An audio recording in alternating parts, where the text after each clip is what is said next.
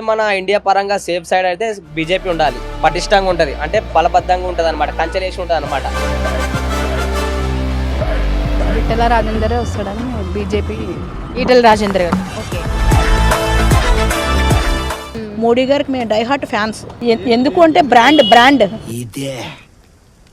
ఇది సార్ నా బ్రాండ్.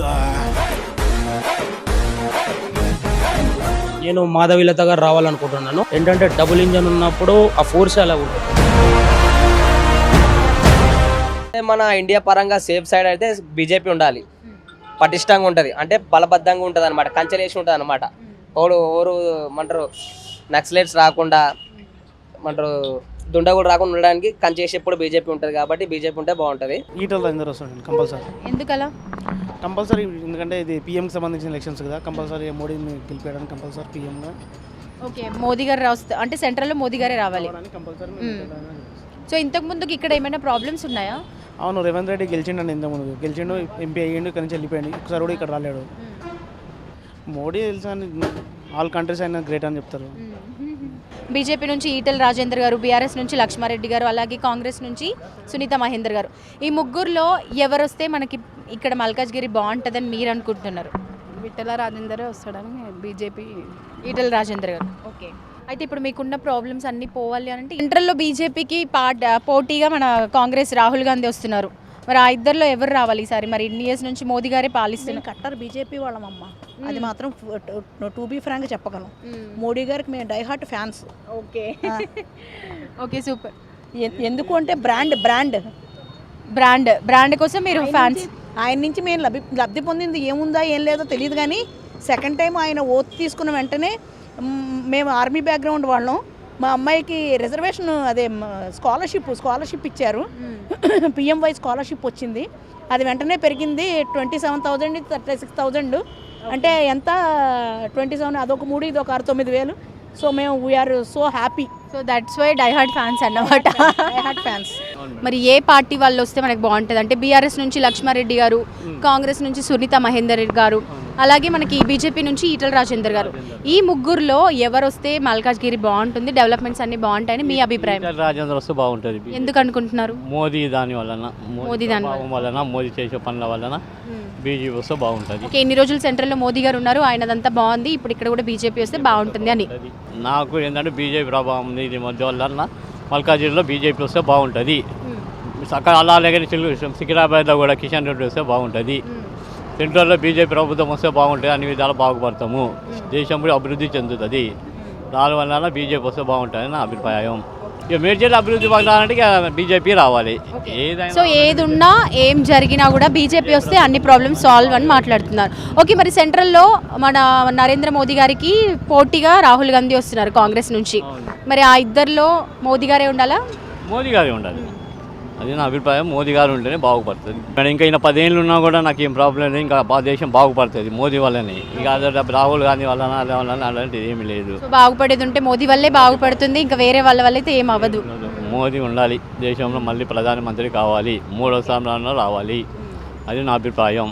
ఎవరు వస్తే బాగుంటుంది మీ అభిప్రాయం ప్రకారం? ఇక్కడ ఎవరు వస్తే డెవలప్మెంట్స్ అన్నీ బాగుంటాయి? మల్కాజ్గిరిలో ఏమేం ప్రాబ్లమ్స్ ఉన్నాయి, ఇప్పటివరకు ఎన్ని ప్రాబ్లమ్స్ ఫేస్ చేస్తున్నారు, అవన్నీ పోవాలి అంటే ఏ పార్టీ నాయకుడు వస్తే ఇక్కడ బాగుంటుంది అనుకుంటున్నారు? మేమైతే బీజేపీకే ప్రిఫర్ చేస్తామండి. ఓకే, బీజేపీ నుంచి ఈటెల రాజేందర్ గారు పోటీ చేస్తున్నారు. ఓకే, చేస్తున్నారు. మరి ఈటెల రాజేందర్ గారు అంటే మనకి ఆల్వేస్ పరిచయం ఉన్న వ్యక్తి. ఇదివరకు మనకి మినిస్టర్గా కూడా వర్క్ చేశారు మెడికల్ దానికి. సో బీజేపీ వస్తేనే బెటర్గా ఉంటుంది. సెంట్రల్లో కూడా బీజేపీ నరేంద్ర మోదీ గారు కూడా మంచిగానే చేస్తున్నారు కదా, అందుకనేసి బెటర్ అని నా ఫీలింగ్ అంతే.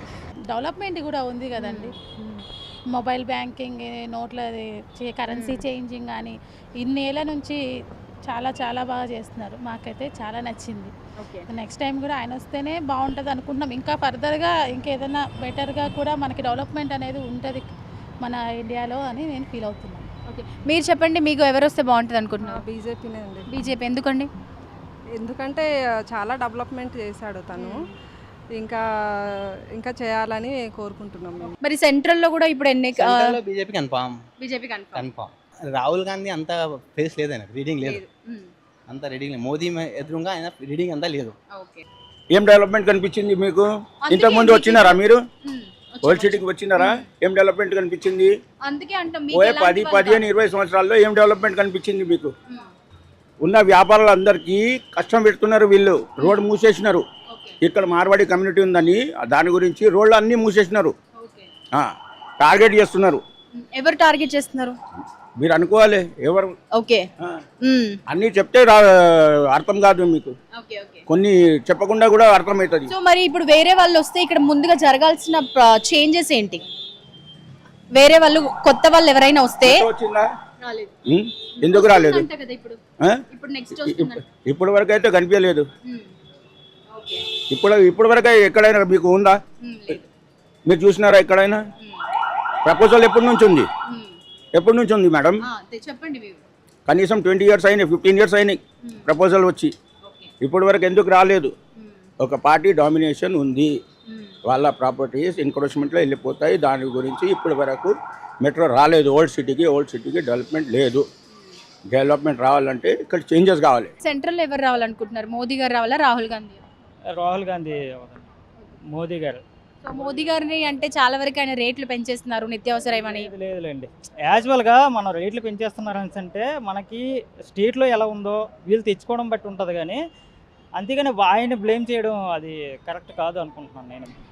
ప్రజెంట్ అయితే బీజేపీ మంచిగానే చేస్తుంది మేము. సో బ్యాక్గ్రౌండ్ అంటే మనకి ఎక్కువ తెలియదు. బీజేపీ నుంచి అయితే మంచిగానే ఉంది ఇప్పుడు. సో అప్పుడే ఎకానమీ అనేది డెవలప్ అవుతుంది. మేము ఇప్పుడు సేమ్ ప్రైజెస్ ఉంటే ఎకానమీ డెవలప్ కాదు, అదే రేట్ ఉంటుంది. ఇప్పుడు యూఎస్లో వచ్చేసి డాలర్ మంచిగా హైక్ అవుతుంది. సో అక్కడ కాస్ట్లీ ఆఫ్ లివింగ్ అవన్నిటి వల్ల అవుతుంది. సో రేట్ పెరుగుతున్న కొద్దీ వాల్యూ అనేది పెరుగుతుంది. సో అట్లా వాళ్ళు ఆలోచించవచ్చు, చెప్పలేము ఇక బ్యాక్గ్రౌండ్ వాళ్ళ థాట్ ఏముంటుందో. అండ్ మోదీ జీ बहुत अच्छा काम कर रहा है in local party whatever Congress came, but they are not doing anything also. But BJP is the must and it's a good party. If he comes, we are going to becoming third as a financial nation in the world also. Oh, he is doing well. See that whatever happened in the war elections, war between the Russian and Ukraine also, he is captured the oil from that Russian people also. Moreover, the Prime Minister of Russia also, President of Russia also is appreciating this person also. Then he is a very nice person. He is a proper person, fit person to our India.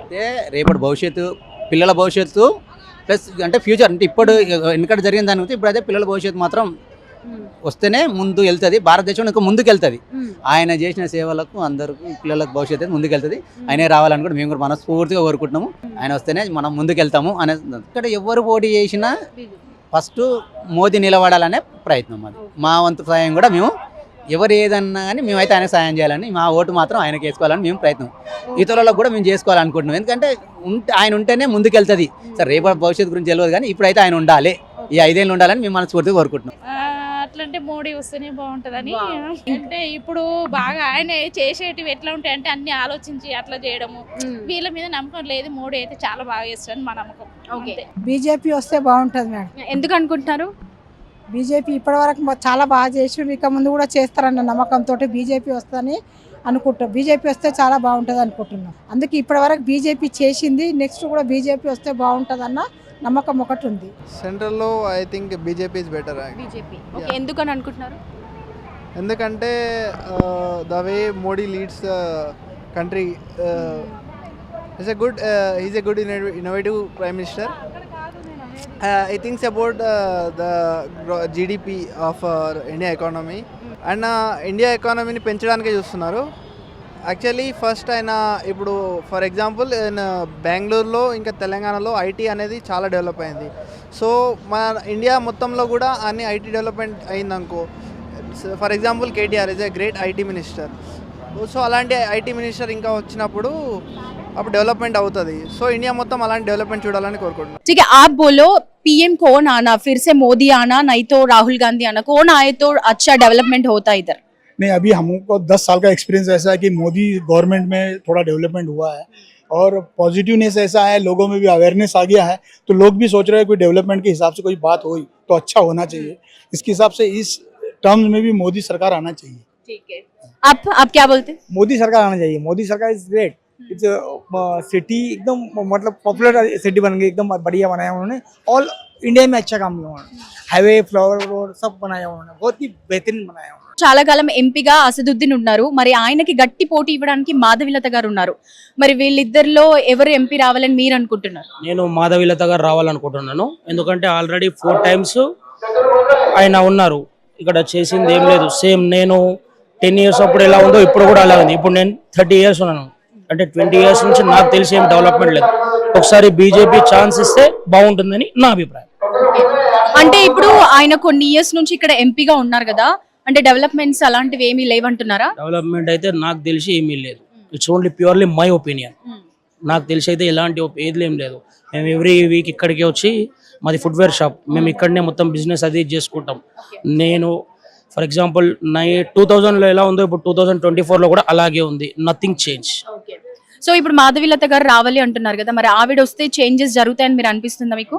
సెంట్రల్లో BJP ఉన్నప్పుడు funds అవి ఇవి ఉంటాయి కదా. ఇప్పుడు ఏంటంటే double engine ఉన్నప్పుడు ఆ ఫోర్స్ అలాగ ఉంటుంది. ఇది also my opinion. Okay. So మరి సెంట్రల్లో కూడా పిఎం మోదీ గారు రావాలా? దానికి ఆపోజిట్ గా కాంగ్రెస్ పార్టీ కూడా చేస్తుంది, రాహుల్ గాంధీ. వాళ్ళిద్దరిలో ఎవరు వస్తే బాగుంటుంది అనుకుంటున్నారు? మేడం 100కి 1000% పిఎం మోడీ గారు వేస్తారు. ఇక్కడ వాళ్ళు ఎంత దారుణంగా ఓడిపోతారు అనేది వాళ్ళు చూడాలి అంతే. అంతకు మించి వాళ్ళు పెద్దగా ఆశ పెట్టుకోవద్దు. నా ఎక్స్పెక్టేషన్ ప్రకారం ఇప్పుడు మన తెలంగాణలో కూడా BJP will acquire 10 seats 100%. Out of 14 I think 10 seats.